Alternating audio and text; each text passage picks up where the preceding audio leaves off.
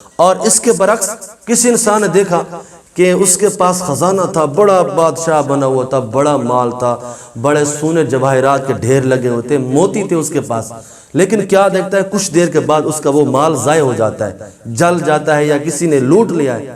تو اس کی تعبیر جو ہے وہ پہلے کے خلاف ہے۔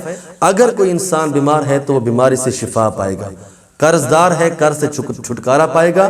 اگر کوئی انسان کسی اور مصیبتوں کے اندر پھنسا ہوا ہے تو مصیبت آفات و بلیات سے، تمام قسم کی مصیبتوں سے چھٹکارا پائے گا۔ یہ خواب بہت اچھا ہے۔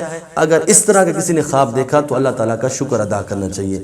اور اسی طرح اگر کوئی انسان بھی خواب کے اندر خزانہ دیکھتا ہے تو یاد رکھیں، خزانہ دیکھنا، خزانہ دیکھ کر یہ اندازہ نہیں لگانا چاہیے کہ یار میں نے خزانہ دیکھا تو اب اس کی تعبیر اچھی ہے، ایسی بات نہیں ہے۔ میں آپ کو ایک مثال دے دیتا ہوں کہ علامہ ابن سیرین رحمۃ اللہ علیہ فرماتے ہیں کہ اگر کسی انسان نے خواب کے اندر دیکھا کہ میری شادی ہو رہی ہے، ہار وغیرہ پہنے ہوئے ہیں، سارے گھر والے جو ہیں وہ بڑی خوشیاں منا رہے ہیں، کسی انسان نے خواب کے اندر دیکھا، اب خواب جو ہے بظاہر تو بڑا اچھا ہے کہ یار شادی ہو رہی ہے، بظاہر تو بڑا اچھا خواب ہے، لیکن اس کی تعبیر یہ ہے کہ ان قریب ایسے انسان کو موت واقع ہونے والی ہے، ان قریب یہ انسان دنیا کو چھوڑ کر جانے والا ہے۔ تو اس لیے ناظرین، اگر کبھی بھی کوئی ایسا خواب دیکھیں جو خواب اچھا ہو، آپ اس کو اس پر قیاس نہ کریں کہ یہ خواب اچھا ہی ہوگا، کسی عالم دین سے، کسی معتبر مفتی سے، علماء سے آپ جا کر اس کی تعبیر لازمی پوچھئے گا۔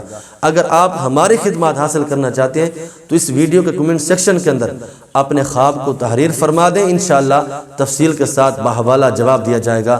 اگر آپ کے کچھ پرسنل خواب ہیں جو پبلک طور پر آپ نہیں پوچھ سکتے تو آپ ہمارے جو واٹس ایپ نمبر پر بھی آپ ہم سے رابطہ کر کے پوچھ سکتے ہیں۔